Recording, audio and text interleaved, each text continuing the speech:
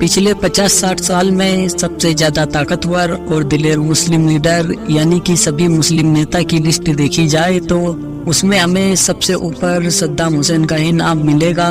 वो सद्दाम हुसैन जो अमेरिका के आगे कभी नहीं झुके, जिन्होंने कुवैत पर कब्जा कर लिया और दुश्मन इस्लाम के हमेशा खिलाफ रहे, उनसे लड़ते रहे और फिर उन्हें अमेरिका ने 30 दिसंबर 2006 को बगदाद में फांसी दे दी। ऐसे में सवाल आता है कि सद्दाम हुसैन तो एक अच्छे इंसान, एक अच्छे लीडर थे, फिर उनको एक तबका अपना हीरो तो दूसरा तबका उनको अपना दुश्मन क्यों मानता है। जी हाँ दोस्तों, हम बात कर रहे हैं शिया मुस्लिम की, जो हमेशा उन पर लानत करते रहते हैं और उन्हें गालियां देते हैं। दोस्तों, हम सद्दाम हुसैन की पूरी स्टोरी दूसरे वीडियो में बताएंगे। फिलहाल ये जानते हैं कि आखिर उनको गाली क्यों दी जाती है। तो दोस्तों, ये बात तो आप जानते ही होंगे कि सद्दाम हुसैन इराक के राष्ट्रपति थे।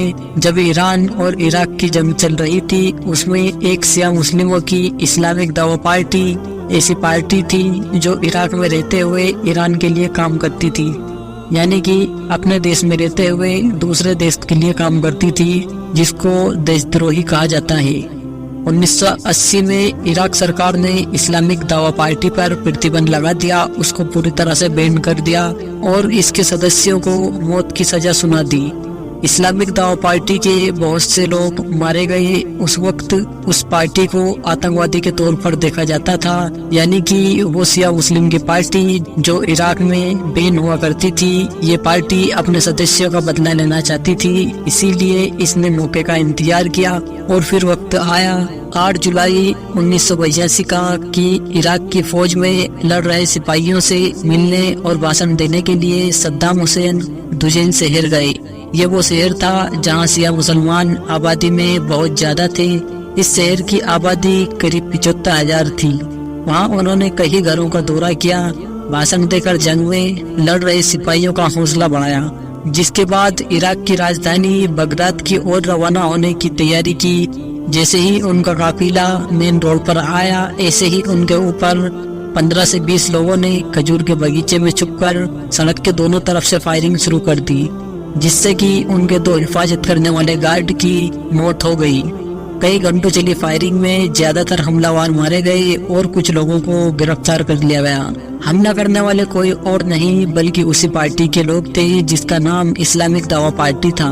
इस पार्टी का गढ़ वही शहर दुजेल था जहां पर सद्दाम हुसैन पर हमला हुआ था। इसके बाद दिसंबर 1982 के आखिरी तक दुजेल और पास के बालाद शहर से 19 साल से ज्यादा उम्र के 393 आदमियों के साथ 394 औरतों और बच्चों को गिरफ्तार कर लिया गया। जिसके बाद 138 आदमी और 10 लड़कों को बगदाद के पास अबू गरीब जेल में बंद कर दिया गया और उन पर मुकदमा चलाया गया, क्योंकि उन्होंने राष्ट्रपति को जान से मारने की साजिश को कबूल कर लिया था।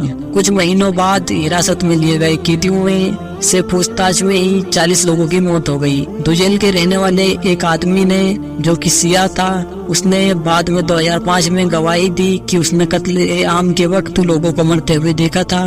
मरने वालों में से उसके 10 में से 7 भाई भी शामिल थे।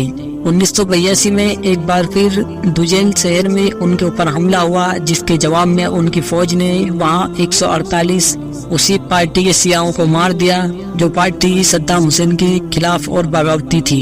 1991 में इराक के करबला में सद्दाम हुसैन से शिया मुस्लिमों ने बगावत कर ली और करबला को अपना कब्जा घोषित कर दिया, जिसके बाद बागियों और फौज की लड़ाई हुई, जिससे पूरे करबला में कत्ले आम मच गया, जिसमें करबला के बहुत सारे रहवासी मारे गए।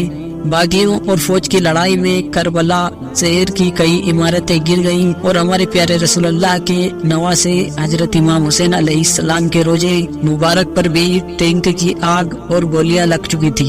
यही सब वजह है कि शिया मुस्लिम सद्दाम हुसैन को गालियां देते हैं। हालांकि 10 साल तक वो लगातार ईरान से लड़ते रहे, जिससे उनकी छवि एक शानदार लड़ाके की बनी।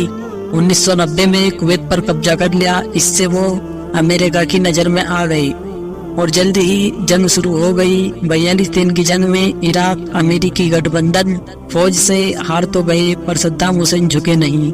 इसी वजह से बार बार अमेरिका को यही लगता रहा कि सद्दाम फिर से चुनौती बन सकते हैं। لہٰذا ان کے خلاف 2003 میں پھر جنگ شروع ہوئی اور اس جنگ میں صدام حسین کو گرفتار کر لیا گیا اور 148 لوگوں کو مارنے کے گناہ میں ان کو پھانسی دے دی گئی۔ یہ سب امریکہ کی چال تھی، لیکن جو بھی ہے امریکہ کے آگے نہیں جھکے، اس سے انہیں واقعی عرب جگت کا نائک بنا دیا۔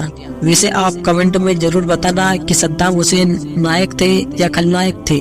ویڈیو پسند آئے تو صرف لائک ہی نہیں، چینل کو سبسکرائب کریں اور اپنے دوستوں میں شیئر کریں۔